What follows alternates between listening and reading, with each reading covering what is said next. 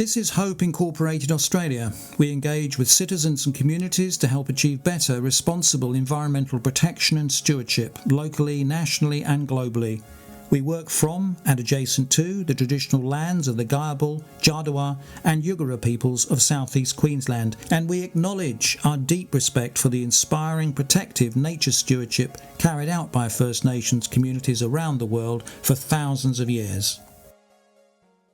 Community action. It's not always about confronting power and building power and you taking action. It's also about building community and belonging and connection and cohesion so that the safety and trust and generosity required for progress and our ability to discuss and work through complex issues is there at a foundational level to and social change depends on that work as well. Australia has no shortage of impressive sounding nature protection regulations, at least on paper. For instance, we have the Federal National Strategy for Nature 2024 to 2030, and the current federal government claims it wants to further strengthen our national nature protection laws. Regionally, in Queensland, we have Planning and Vegetation Management Acts and the SLATS Vegetation Monitoring System. Yet despite this seeming abundance of nature protection regulations, on the ground itself, it can be a different story. Too often, our unique natural areas are not receiving adequate protection, let alone being regenerated and expanded. Native vegetation and species in this part of the world continue to decline, as they have for many years. It follows that to reverse those trends and to provide a proper, respected and protected place for nature here and elsewhere in the country, we need genuine reforms of our laws and regulatory protocols, not cosmetic tinkering around the edges. Business as usual approaches to looking after our natural areas are clearly not fit for purpose. Hello and welcome. Andrew Nicholson here, host of Imagining 2040, Pathways to Flourishing Futures, a podcast from Hope Incorporated Australia. This series demonstrates the use of public future vision imagination to explore credible pathways toward climate safer, more socially supportive, better nature protected and economically fairer futures. Futures that leave no one behind. On current business as usual trends, those do not seem to be the sort of futures we're headed for. And returning to our future vision topic today, without a well-protected, well-connected and community-stewarded place for nature going forward, both the natural world and the human health and well-being that relies upon it will continue to deteriorate. So what if we could imagine and organise a better way forward on nature protection? What if we could encourage new, genuinely bold, imaginative thinking about the ways to do that and get our local communities actively involved with those sorts of questions? In this episode, we're going to respond to those questions by starting to visualise what a proper, thriving, community-stewarded place for nature in southeast Queensland could look like by 2040 and beyond. And joining me in this visionary discussion is my wonderful guest, Mr. Ahri Tallon, Coordinator of the Darling Downs Environmental Council, sometimes abbreviated to DDEC, DDEC, based in Toowoomba. DDEC amplifies community voices for nature protection and sustainability across inland southern Queensland. Ahri brings a background in youth work, community organising and development, underpinned by his own personal vision to help create a more connected, thriving and sustainable world. So welcome, Ahri. Great to have you on the podcast. Thanks, Andrew. It's great to be here. And yeah, thanks for getting this important conversation started. Fantastic. Well, let's get into that by asking you to start the conversation proper today by inviting you to build on that very short biography. I know there's much more stuff in your background there. Give us a bit more of a fuller self-introduction to you and your work. For instance, can you give us a bit of detail on how you developed the interest and energy for the work you're doing today at DDEC in 2025? My story starts out where I grew up in northern New South Wales. I grew up in Lismore, and my mum and dad met studying environmental science. So even though I haven't studied the environmental field myself, I kind of got a fair bit through them and their friends. And I grew up doing a lot of land care and going camping, and was even pretty lucky to be able to go to protest, from a young age with my dad. So kind of got a bit of a sense that not all was right in the world, and there was work to do to kind of push for change and resist injustice. So that upbringing kind of led me to a bit of a pivotal moment when I was 16, I think, and my high school took the whole school to go and watch An Inconvenient Truth.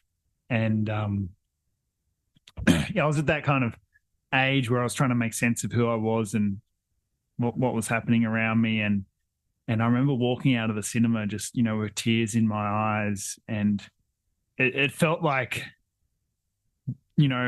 who my parents was and all our friends and the values that I already was exposed to, everything just like made so much sense and was so clear all of a sudden as to like the bigger picture of what was going on in the world. And basically ever since that moment, I've been pretty fanatical about taking action and trying to organize community to take action and hold decision makers accountable and develop myself to influence change. I suppose the key traditions that have influenced me have been social movement organizing through my experiences in the climate movement, around community organizing and campaigning, and theory and practice around those fields. But also, I studied community development a few 5 or 6 years ago, and that really kind of helped me to see the other side of the coin, of community action. It's not always about confronting power and building power, and you taking action. It's also about building community and belonging and connection and cohesion, so that the safety and trust and generosity required for progress and our ability to discuss and work through complex issues is there at a foundational level and social change depends on that work as well. Very much influenced by Buddhist traditions, deep ecology, the work that reconnects, the Catholic workers movement, Quaker traditions, and pagan traditions as well. I'm a bit of a spiritual mixture. I've found myself here in Toowoomba over the last few years with my wife and living on a property we share with my mother. And almost 2 years now, I'm working at DDEC and really enjoying helping the community to take action on some really important issues and supporting local projects to get started and trying to build and engage and develop leadership so that we can help create a more sustainable community and thriving environment. Well, Ahri, having connected with you directly myself on a few occasions this past year, not so much recently, but I know, and also you and your colleagues there at DDEC, the sheer energy and passion you bring to your work, and you're going to be telling us a bit more about that in a moment. But you've just given us that fantastic flavour of your very wide-ranging interests, your determination and skills to bring the community together to achieve those sort of sustainability issues you're talking about. Let's just change the time gears now and start to look ahead.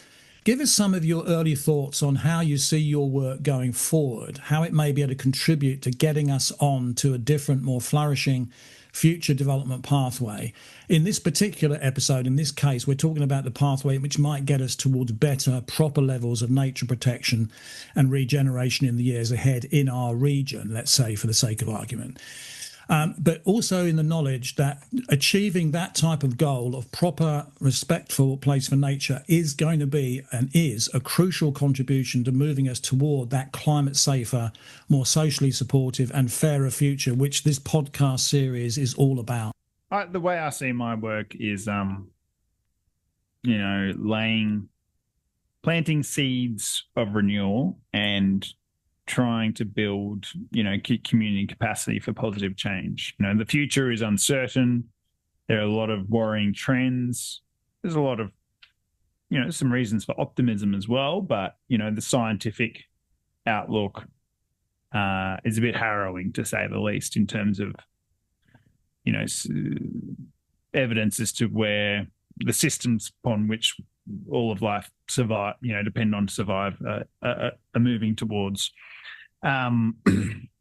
So, yeah, my goal is to just help build community capacity to take action and to try and, you know, nudge by nudge, move our systems and structures towards ones that aren't so solely human focused, but are more eco-centric, in that we see humans as just a part in a broader web of life that in which everything is dependent on everything to survive, rather than that we are this preeminent, you know, species that all other life can go extinct for all we care in order to sustain our abundance and flourishing as a culture. Because I think, you know, humans are special in our capacity to create problems, but also to fix them. You know, I heard it described recently in an Indigenous documentary. We are the flowers of the animal, you know, the animal world, in that we humans have the greatest capacity to demonstrate, celebrate, honor, and hold sacred the miracle and beauty of life. And so my real vision is that we can bring that kind of animated understanding of our role here on Earth as stewards and celebrators of the miracle of life back into our culture, as it has been for millennia, you know, up until perhaps the last hundreds or couple thousands of years, in which some cultures on the Earth moved away from that ecocentric perspective that we are part of this bigger web of life in this deep space, deep time journey, and that our role is here to steward and honor and celebrate and give thanks for the abundance and beauty that life offers us.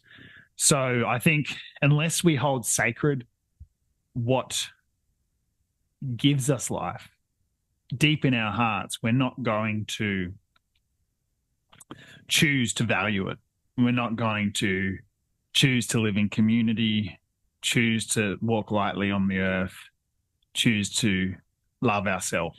So we've really got to come back into deep respect and honouring of ourselves, our relations, and the way we interact with the systems in which, you know, provide us with nourishment and life.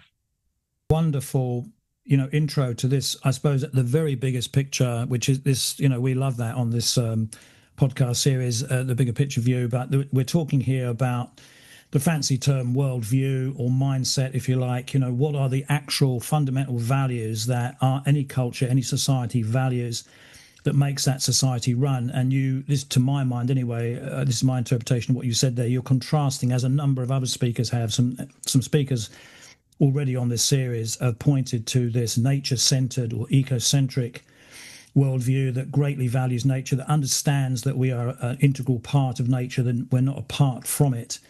And therefore that leads to a whole series of consequences, you know, for instance, spiritual reverence, a love of nature, but a deep understanding that we are ultimately, our fate, if you like, our well-being and health are intimately connected to the natural world. We cannot exist without it. But then, of course, you come across the other extractive, damaging mindset that we've been running, but we need to remind ourselves only for the last couple of 100 years. People think that this is a taken for granted future. This series at a bigger picture level is about trying to explode this myth that we live in a situation where we have taken for granted futures leading us into the future. As you rightly pointed out, the future is unknowable, but we can certainly make some estimations. We can make some assumptions about where it might go, where we want it to go. And you pointed to that rich heritage in this country, particularly. We have, 60,000 years plus of indigenous worldview that managed seemingly to make a great success of living with the nature of this country for a very, very long time. Let's allow you to expand on that wondrous introduction to mindsets, imagining a different way of doing stuff in terms of the societies that exist at the moment.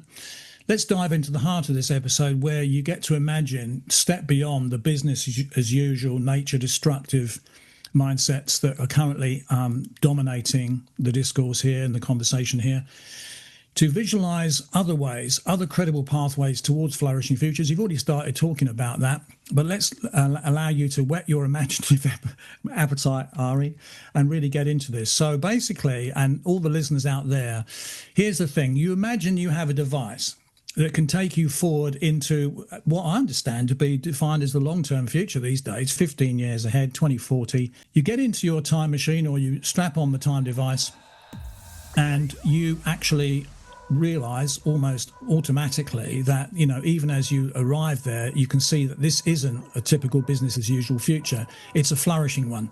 You can sense, see, hear, and even taste that it's a climate safer future world with thriving nature and natural systems, more trees and wildlife, more supportive communities that are working in with those natural systems, stewarding them, as you pointed out before.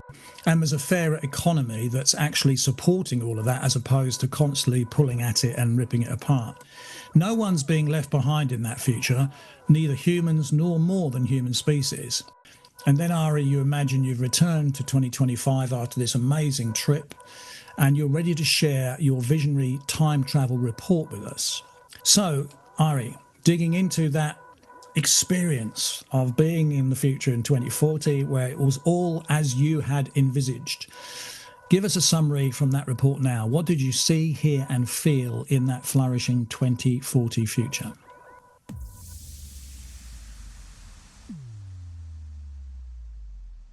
It's hard to imagine, isn't it? I suppose a key thing that would be different is I think that there'd be a really different relationship between, the way we understand masculinities and femininities and gender. I think that is a pretty foundational aspect of that, to me, really aligns with the disconnection between nature and the over usage of technology in the way it mediates and disconnects our existence. So I think, if we want to get balance between nature and control and technology, we need to get balance between the masculine and feminine essences. And I think that would mean a much less violent society and a much more, loving and caring one, in which community really is closer to one another. People live more connected lives. People live in greater harmony, in greater connection with their family, deeper sense of belonging. They feel supported and safe and trusting of the community around them and the people around them. I think that's fundamental for people's sense of capacity to journey through change and imagine changing the way we live and doing things differently. You've got to be living in a place of hope and optimism rather than fear and reactivity. And I think, violence and fear of scarcity and conflict is a major disruptor to any potential change in the way we relate in our environment, and also our ability to function democratically. I think there would be a lot more deeper democracy. I think the complexity of the challenges we face require a higher level of participation and understanding.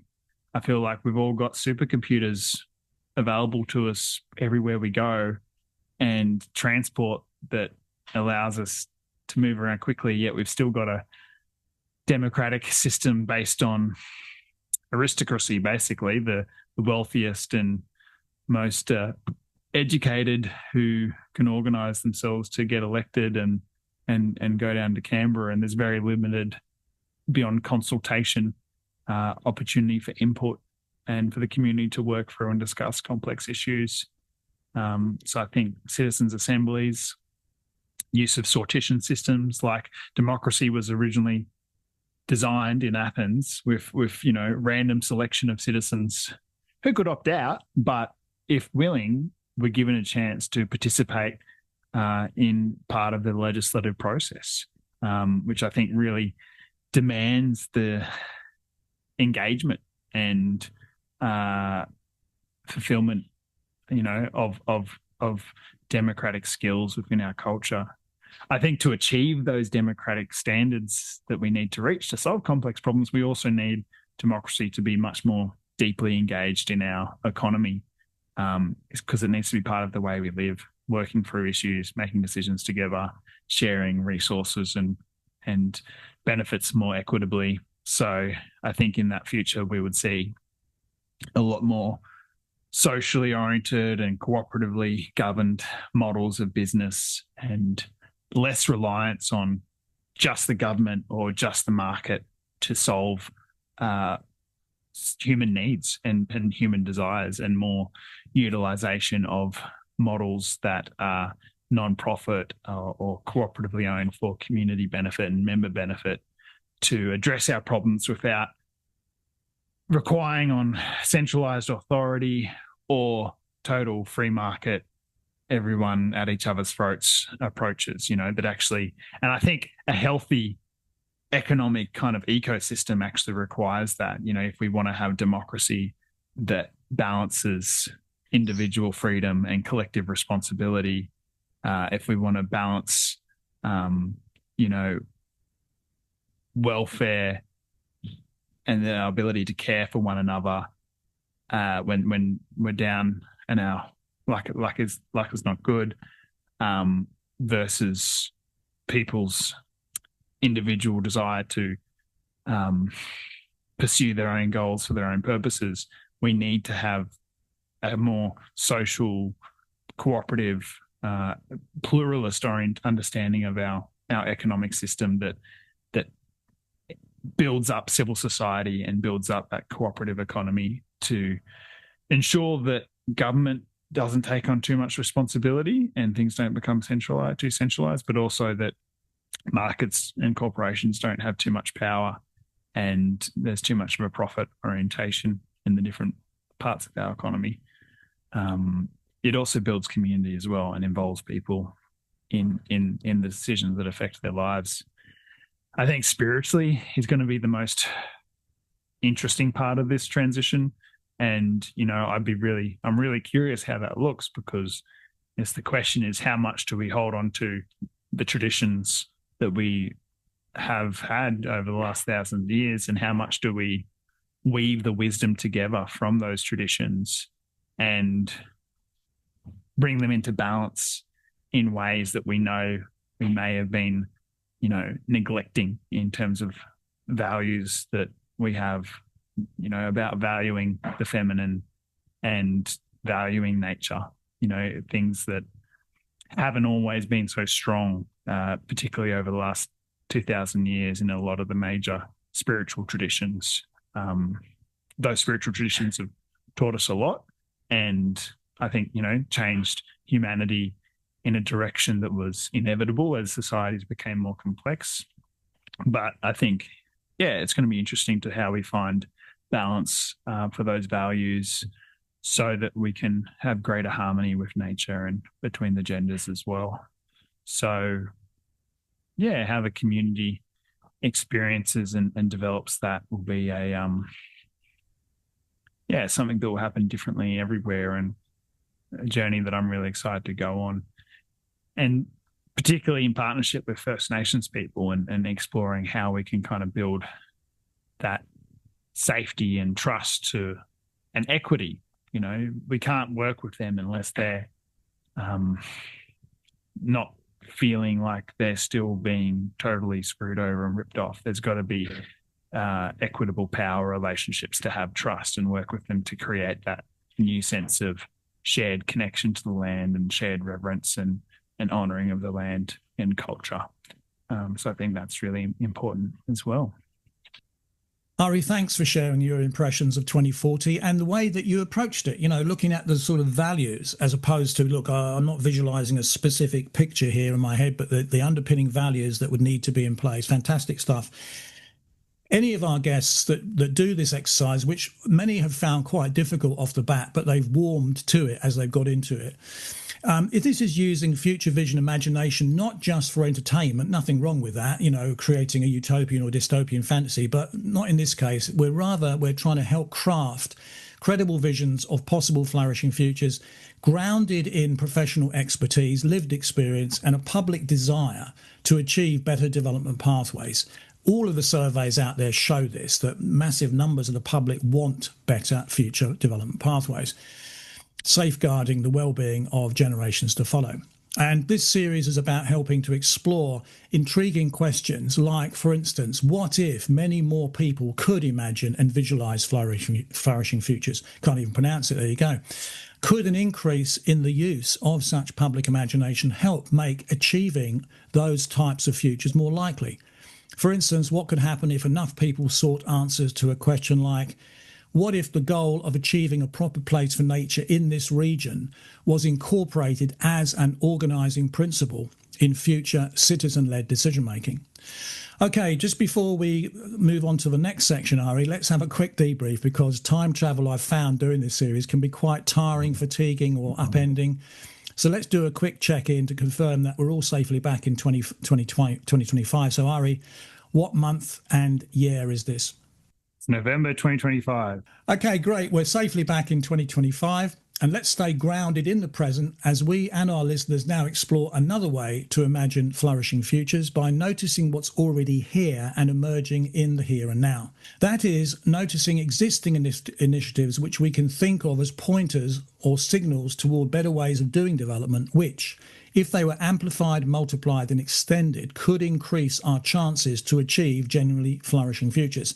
Such promising opportunities which signal directions toward better possible futures can be found in a whole raft of reports of innovative new technologies, progressive project case studies, promising trends in sustainability practice, and genuinely fresh, genuinely bold ideas on how to do future development. Such signals can give us a glimpse of the kind of better world many of us would like to see in 10, 15 or 20 years and beyond. And they aren't fantasies from utopia. These are real initiatives that are happening now. So Ahri, in your work with DDEC, what are some of the most promising signals of the future, initiatives, work on the ground that you've been excited about recently? Yeah, there's so much exciting happening now through my work at DDEC. We've got our campaign to try and get tree protections in the upcoming planning scheme. So that's been something that people have been pushing for since the 1980s, I think. And there's been a lot of groups involved, and it seems like we finally might be about to get there with tree protections, and they won't be perfect, but they'll be a start, and that will be great. We're also doing work to try and engage the community around nest boxes in areas where habitat's cleared and getting them built and distributed. We are also working, trying to engage people in connecting to country and connecting culture to country, promoting gardening bees at the Gummangaroo, and doing things to connect to First Nations community. What else? There's the Queensland Community Alliance, which is going to start doing things in Toowoomba, hopefully. And that'll be a great way to kind of build connections with civil society and build leadership capacity. We're educating the community around renewable energy and, trying to address disinformation in that space. So there's lots of great things going on. There's lots of great projects, a lot of great member groups doing different projects. So it's a lot of fun. So again, I think going back to what we were talking about earlier, your energy, your passion, you're doing the rounds of the community there in the Toowoomba region. There's plenty to be going on. And I suppose any one of those projects, and I know this is your work to some extent, it is to extend that work, if I understand it correctly, connect up more citizens, more of the community into that. You were out, for instance, planting trees along with colleagues in an area of the Toowoomba region last weekend, trying to regenerate tree-denuded areas. There's lots of stuff going on. Again, this idea of signals of the future, this stuff is actually there now. And again, if any of these proposals could be extended, obviously we might be able to get down that development path faster. Coming to the end of this great interview, and you've given us a real flavour of your work. I mean, there's so much you're doing here. It's only a flavour. But just to give you the opportunity at the end of this interview, just as a wrap up, any final parting words of wisdom, any sort of comments that summarise, any of the things you've been talking about, the values that you see taking us forward to more nature protected futures, the actual work on the ground, how people can get involved with DDEC. Darling Downs Environment Council, a very, very valuable and fantastic organisation that's doing great work on the ground. Anything you want to say in closing, Ahri? I suppose important thing that I think I've found in my life in terms of finding within me the energy and commitment to take action and feel confident that I can make a change has been through finding ways to be able to express and feel the full emotions possible, and the grief, the angst, and share that and acknowledge that and honor that with people. If we don't have means of doing that, and if we avoid doing that, it's really easy to disassociate from those feelings about what we see happening in the world around us. And the risk of that happening is then we disassociate from the full truth of what we're facing, the challenges that we're facing, the loss of life, the suffering. And as a result, can't experience the reality of that truth to feel motivated to take action. So if we don't feel the full emotion, we can't see the full truth because we turn away from it, and we will never take the full depth of action with the means necessary, the responses necessary that are congruent and dependent on feeling that full emotional grief and despair, so that we can transform that into hope and action. Without attachment to outcome, of course. We do the work because it aligns with our values, not because of the outcomes we do or don't achieve. But it is important to create space in our life for those full feelings.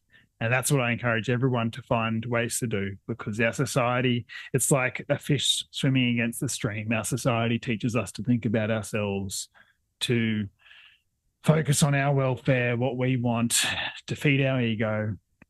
And it's very hard to tap into that deeper love, that deeper motivation, that fierce, protecting, nurturing spirit that's going to fuel our energy to be patient, to love, to collaborate and work together with community to create change that creates a better, more happy, more prosperous and more peaceful world for everyone.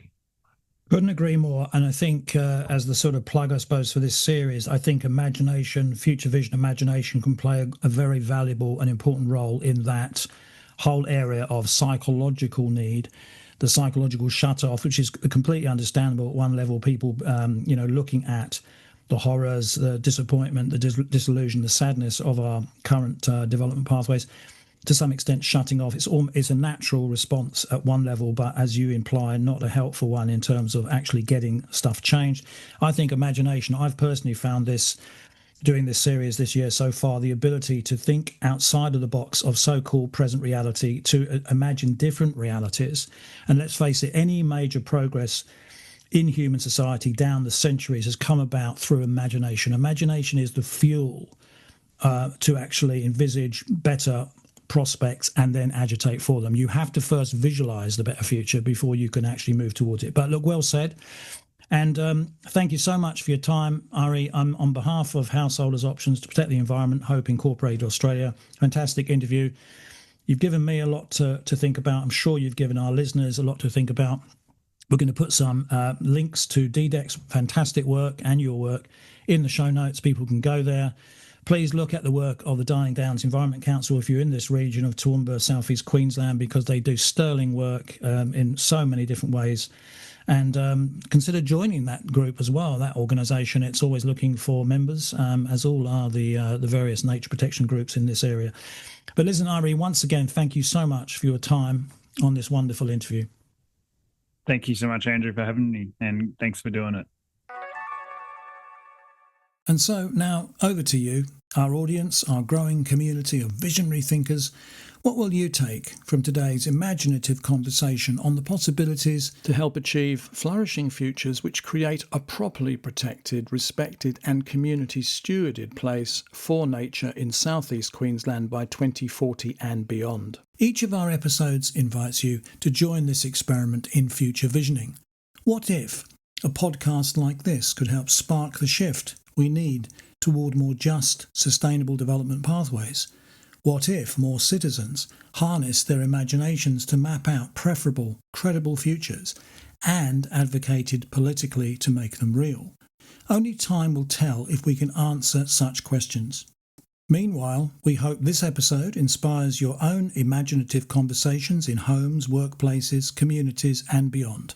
You might ask yourself, what could a flourishing 2040 look like for you and those around you? How might our imaginative podcast exercises, time travel, signals of the future and bold actions help you reflect and communicate your hopes? And if you're enjoying the series, please share it. Word of mouth helps grow our audience and build a community committed to flourishing futures. We'd love to hear from you. What resonated or challenged you? Send your thoughts via email, social media or voice message. Details are in the show notes for each episode and on the Hope Incorporated Australia website. Suggestions for future guests, topics or format improvements are also always welcome. This podcast, we hope, is a collaborative journey and your input can help shape what comes next.